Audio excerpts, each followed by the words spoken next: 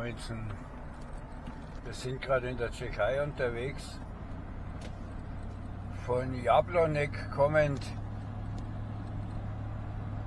Das ist hier, glaube ich, die 14.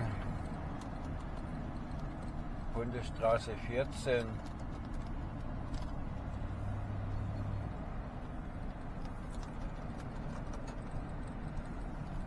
Da war in Dings, ich weiß jetzt nicht, wie hat das Ort geheißen?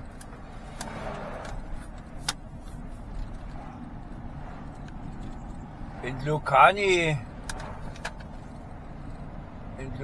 oder Lucani oder wie auch immer man das ausspricht. Da ist ein Automobilmuseum, das ist recht interessant.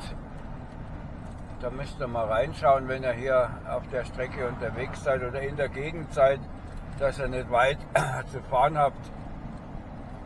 Auf meinem Kanal gibt es dazu dann auch ein Video, sobald ich es fertig habe. Ich weiß jetzt nicht, ob ich dieses Video, was ich gerade jetzt hier drehe, oder das andere Video zuerst online stelle. Da müsst ihr mal schauen. In der Playliste Oldtimer findet ihr das dann. Oder in der Playliste Sightseeing. Ich tue das in beiden mal rein, weil es ja ein Oldtimer-Museum sowohl Sightseeing als auch Oldtimer ist. Hat aber sehr schöne Fahrzeuge drin.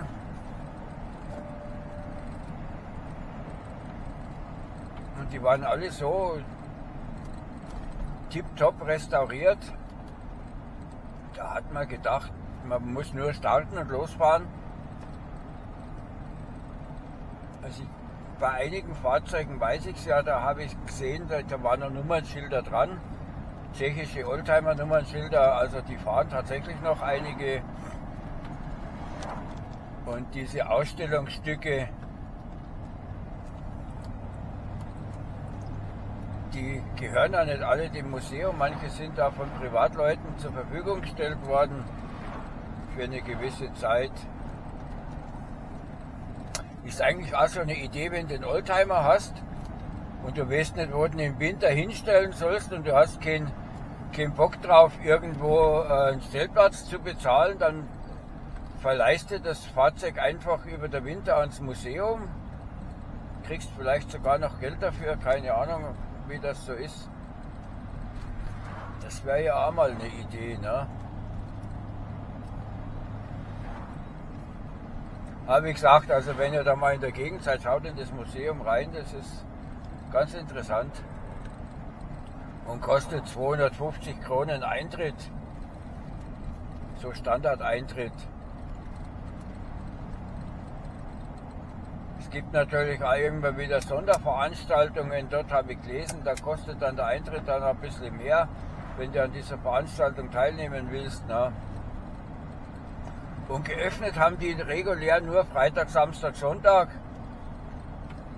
Und wenn du jetzt aber eine Betriebsgruppe bist, da kannst du eine Führung buchen. Was habe ich denn da jetzt gesehen? Der Mercedes-Bus, der mir gerade entgegenkam, der hat vorne den Grill gehabt wie der uralte O317.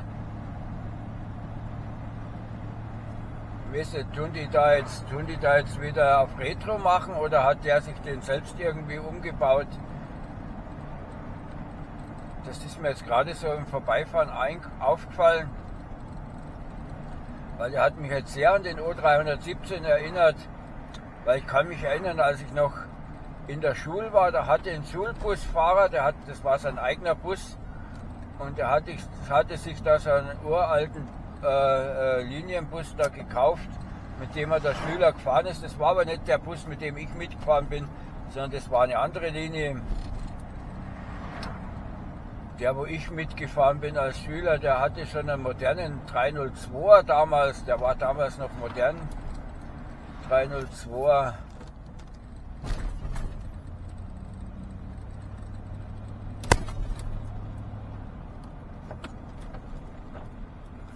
Hier los? So viel Verkehr.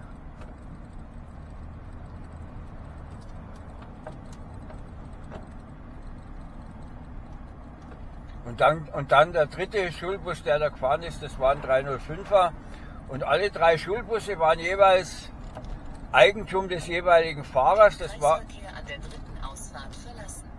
also kein großes Unternehmen, sondern das waren alles so selbstfahrende Unternehmer. Das gab es damals noch. Ich weiß gar nicht, ob es das heute noch gibt, aber ich glaube, heute gibt es ja gar keine Schulbusse mehr. Zumindest in der Gegend, wo ich jetzt wohne, da sind die. Da bekommen die Schüler bekommen da Karten für den normale Linienbus. Und hier ist eine Straße gesperrt, sehe ich gerade.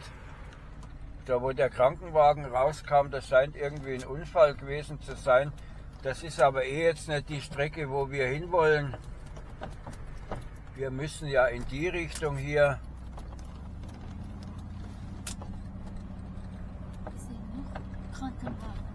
Ja, das scheint also ein größerer Unfall.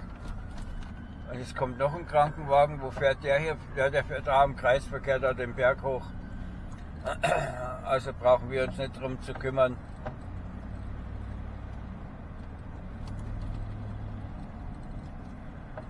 In der Tschechei musst du ja anhalten, wenn der Krankenwagen kommt. Auch wenn er im Gegenverkehr kommt, musst du stehen bleiben.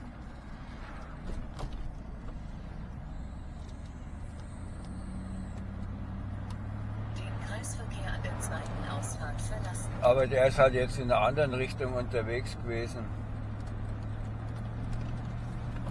Ja, und ich weiß jetzt gar nicht, wie der Ort heißt hier, wo wir gerade unterwegs sind. Wir fahren jetzt Richtung Jelena Góra. Den Kreisverkehr an der zweiten Ausfahrt verlassen und auf die E65 fahren. E65 14 10. Das wäre dann quasi hier, weil durch die andere Straße, die geht nur in der Bahnhof rein, da dürfen wir eh nicht fahren, weil wir sind ja kein Bus. Wir sind ja kein Bus.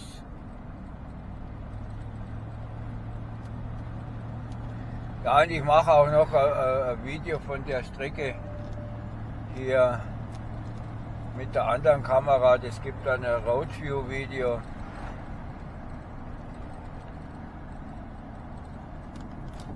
Weil das ist wieder so eine Strecke hier, wo wir jetzt gerade fahren, die mir ganz gut gefällt.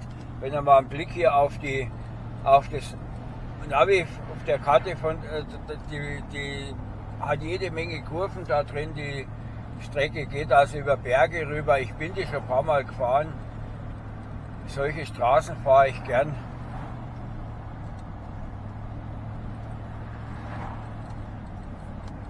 Weil auf der Autobahn, was immer nur geradeaus geht, ist immer zu langweilig.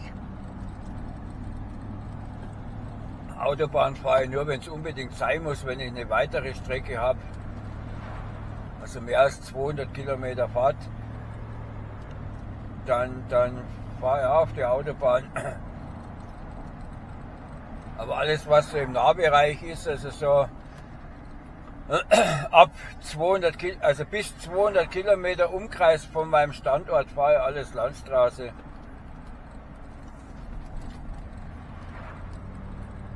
Ich teile mir meine Zeit so ein, dass mir das passt von den Termine her, dass ich mich nicht abhetzen muss. Und zu manchen Orten gibt es ja gar keine Autobahn, da gibt es keine Möglichkeit. Auch wenn das Navi mich manchmal 10 Kilometer Umweg schicken will. Wenn ich jetzt zum Beispiel von Görlitz nach Skorzelec rüberfahren will, dann schickt mich das Navi zuerst raus aus Görlitz Richtung Autobahn, dann über die Autobahn rüber auf die polnische Seite und dann wieder 10 Kilometer zurück nach Skorzelec.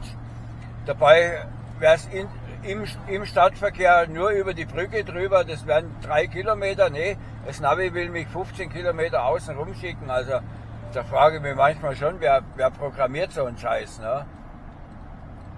Ich fahre da nicht einen riesen Umweg, wenn ich einfach nur in der Stadt über die Brücke muss. Ne? Ah ja, ich habe es gesehen, da oben ist eine alte Kapelle oder so.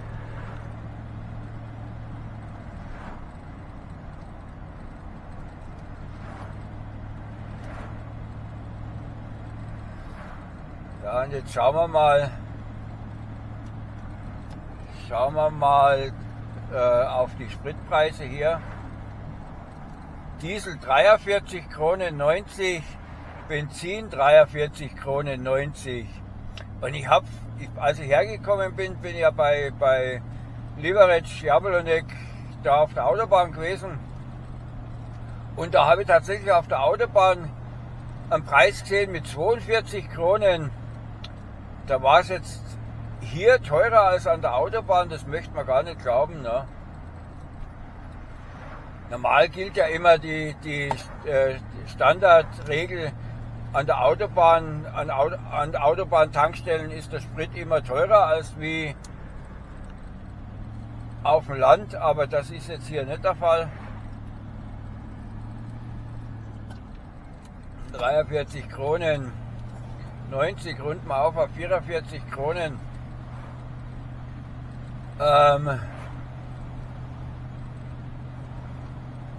1 Euro gibt 23 Kronen 50. Zumindest an der Wechselbude, wo ich immer wechsle. Das ist beim Globus in Liberec. Da gibt es 2 im Globus-Gebäude. Eins ist in Western Union, da gibt es nur 20 Kronen. Und bei dem staatlichen, wo ich immer bin, da gibt es 23 Kronen 50. Neulich habe ich sogar 23,70 bekommen. Ne? Und also schwankt schon, also 3 Kronen Unterschied pro Euro, das macht sich schon bemerkbar, wenn du da mehr als wie nur ein 20 wechselst. Ne? Also kommt dann natürlich immer darauf an, wie viel du wechselst, aber wenn ich wechsle, dann natürlich gleich 500, ne? damit es eine Weile hält, weil ich bin ja öfter hier drüben.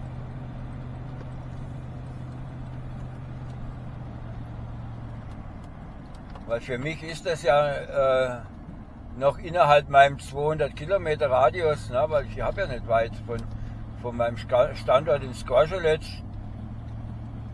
Ist es ja nicht weit. Das sind jetzt bis hierher waren es so um die 80 Kilometer. Ne? Das ist also nichts.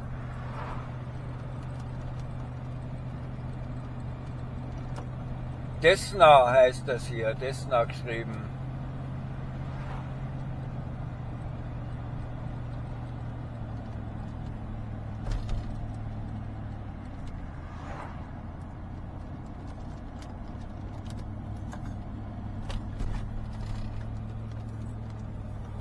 Hier geht es der Berg hoch und drüben geht es dann wieder runter und schön alles mit Kurven, wie es sich gehört, aber die Straße ist ja breit genug. Hier kann man auch mit dem großen Truck fahren, ob man es darf, ist wieder eine andere Sache. Ich habe jetzt gar nicht aufgepasst, ob es hier eine Tonnagebegrenzung gibt. Also wenn hier die zweite Spur für 3,5 Tonnen gesperrt ist, das bedeutet, dass die rechte Spur also für normale Trucks auch zu befahren ist. Warum der hinter mir jetzt nicht vorbeizieht, da klebt er mal an der Stoßstange und will mich hier hochdrängeln, der Berg, anstatt dass er einfach nur auf der zweiten Spur überholt. Dafür ist die doch da. Das soll man einer verstehen.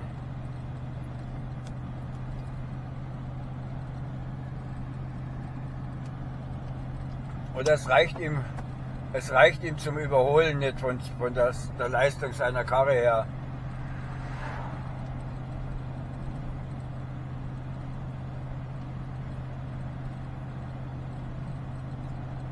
Und da vorne habe ich gerade einen Sattelzug fahren sehen. Der ist jetzt um die Kurve verschwunden, also das bedeutet, die Straße hier ist ganz normal zu fahren und sogar mautfrei. Ich habe noch kein Schild gesehen, dass er hier auf Maut hinweist und mein Transponder hat auch noch nicht gepiepst, also von daher gehe ich mal davon aus, dass das hier mautfrei ist.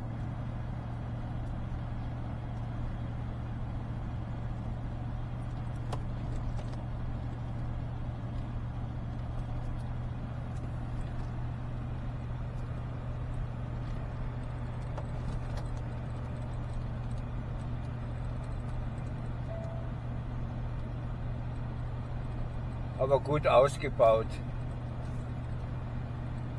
Kann man sich nicht beklagen. Ah, da vorne fährt ein Schubboden.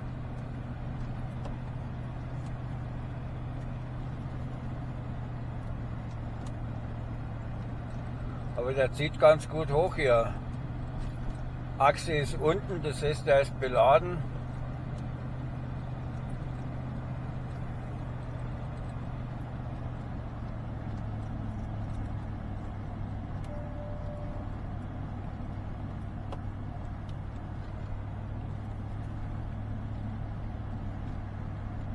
Und ab hier geht es wieder runter bis zur polnischen Grenze. Sind es ein paar Kilometer, wenn ich das so richtig interpretiere hier von dem Bild. Aber wir fahren erst ein Stück parallel zur Grenze, bevor wir ganz drüber fahren.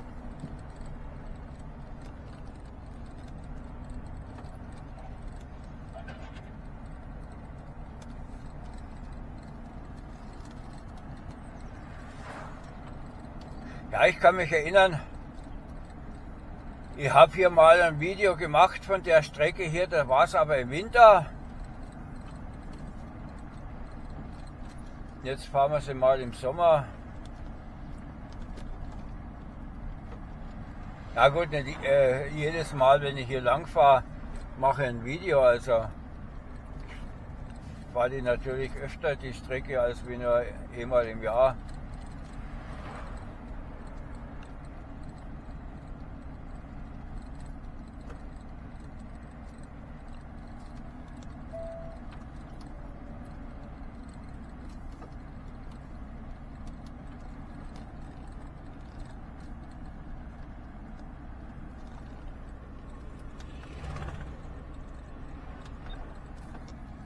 Oh, da heizt noch jemand. Ja, Außentemperatur lese ich 10 Grad. Ja, und hier ist auch schattig wegen die Berge. Ne? Da kann man dann schon denken, dass es im Haus eventuell kalt sein könnte. Bei mir habe ich ja keine Heizung mehr laufen und hier im Truck habe ich sie im Moment auch nicht laufen. Ich heiz mich von innen mit Kaffee. Ja, heute habe ich meine Kanne dabei. Westfalia Kanne. Die habe ich vor 30 Jahren mal gekauft. Komplett aus Metall. Auch innen der Behälter innen ist aus Metall. Und zwischendrin ist ein Vakuum. Und dadurch hält es stundenlang warm. Und für meine normalen Standardtouren reicht es, weil mehr wie 4-5 Stunden bin ich nie unterwegs, bis ich wieder zurück bin. Und der heizt ja gerade an. Was verbrennt denn der, dass das so weiß rauskommt?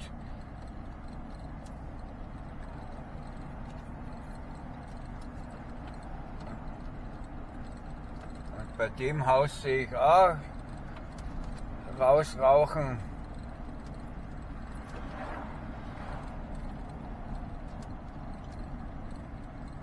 Korenov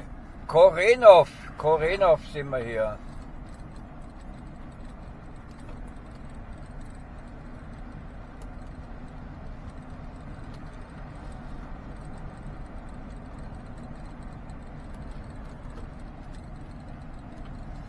Tja, und wenn das Navi mir jetzt sagen wird, wo ich hinfahren muss. Hey, hast du das gesehen, das dreieckige Vorfahrtsschild? In Kombination mit abknickender Vorfahrt, das hat man auch selten. Normal hat man ja dieses viereckige auf dem Kopf, auf der Spitze stehende Vorfahrtsschild in Kombination mit abknickender Vorfahrt. Und hier war es jetzt dieses Dreieck, das nur an dieser einen Kreuzung Vorfahrt gibt. Verstehe ich jetzt auch nicht, weil ich habe ja den Eindruck, dass ich hier auf einer Bundesstraße unterwegs bin und das wäre ja dann eigentlich eine Vorfahrtsstraße in der Regel. Ne?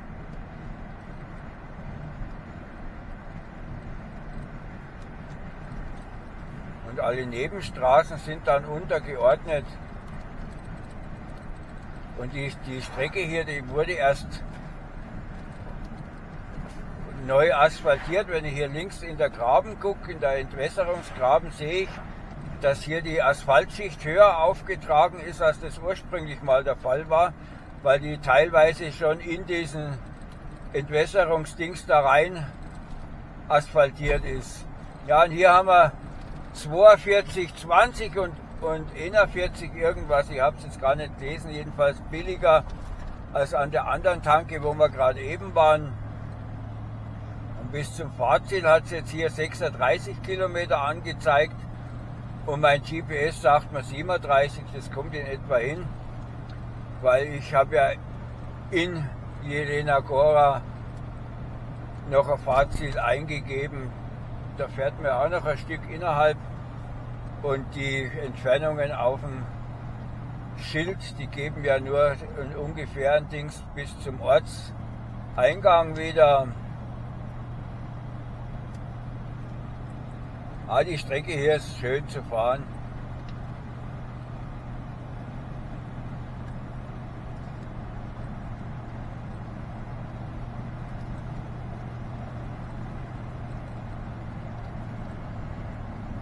Aber den interessanten Teil haben wir jetzt schon hinter uns mit diesen Serpentinen. Jetzt geht es hier ein bisschen flacher weiter, wenn ich das hier so richtig sehe. Und da beende ich jetzt mal den Video. Hat mich gefreut, dass ihr dabei wart. Tut den Video liken und den Kanal abonnieren, falls ihr das noch nicht gemacht habt. Das Abonnieren ist kostenlos. Und dann wünsche ich euch noch einen schönen Tag und tschüss.